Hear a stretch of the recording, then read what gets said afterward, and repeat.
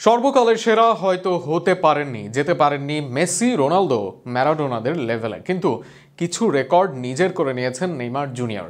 যে রেকর্ডে নেইমারকে টক্কর দিতে পারেনি কেউই। এমনকি বড় বড় লেজেন্ডরা চেষ্টা করেও সেসব রেকর্ডে নেইমারকে পেছনে ফেলা যায়নি। কি রেকর্ডের মালিক নেইমার জুনিয়র, যা ভাঙতে পারেনি কেউই, তা নিয়ে বিস্তারিত থাকছে প্রতিবেদনে। The prince who never became king. নেইমারকে নিয়ে সবচেয়ে প্রচলিত এই উক্তিটি। প্রতিভাবান নেইমার নিজের প্রতিভার সবটুকু প্রকাশ করতে পারেনি। ক্যারিয়ারের অর্জন অনেক কিছুই আছে ঘাটতিতেই, কিন্তু নেইমার যা পেয়েছেন সেটাও যে অনেকের কাছেই স্বপ্ন। কিছু জায়গায় এই প্রিন্স রাজাও হয়েছেন, যে রাজত্ব ভাগ বসাতে পারেননি কেউ। ব্রাজিলের অধরা অলিম্পিক স্বর্ণ আসে নেইমারের হাত ধরে। ব্রাজিলের অলিম্পিকের স্বর্ণজয়ী প্রথম অধিনায়ক নেইমার। এই রেকর্ড কেউ আগামী দিনেও করতে পারবে না, ভাঙতেও পারবে না। তাই যতদিন থাকবে ব্রাজিল ফুটবল, এই রেকর্ড থাকবে উজ্জ্বল করে লেখা। ব্রাজিলের হয়ে আন্তর্জাতিক মঞ্চে সর্বোচ্চ গোলের রেকর্ড নেইমারের। ব্রাজিলের হয়ে আন্তর্জাতিক ফুটবলে ৭৯ গোল করেন নেইমার। চাইলে সংখ্যাটি আরও বাড়াতে পারেন নেইমার। ব্রাজিলের হয়ে এখন যে আন্তর্জাতিক ফুটবল থেকে অবসরের সিদ্ধান্ত নেয়নি এই তারকা।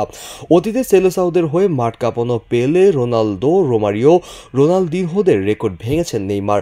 বর্তমানে ব্রাজিল দলে নেই নিয়মিত গোল স্কোরার, তাই এই রেকর্ডটাও যে টিকে যেতে পারে সেটা অনেকটা অনুমানই করা যায়।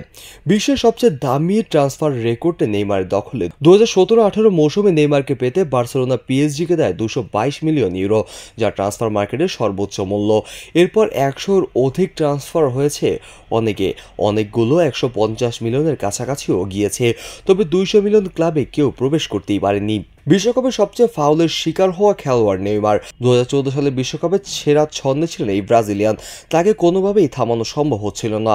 একান্ত বাধ্য হয়ে তাকে থামাতে ফাউল করেন প্রতিপক্ষের খেলোয়াড়।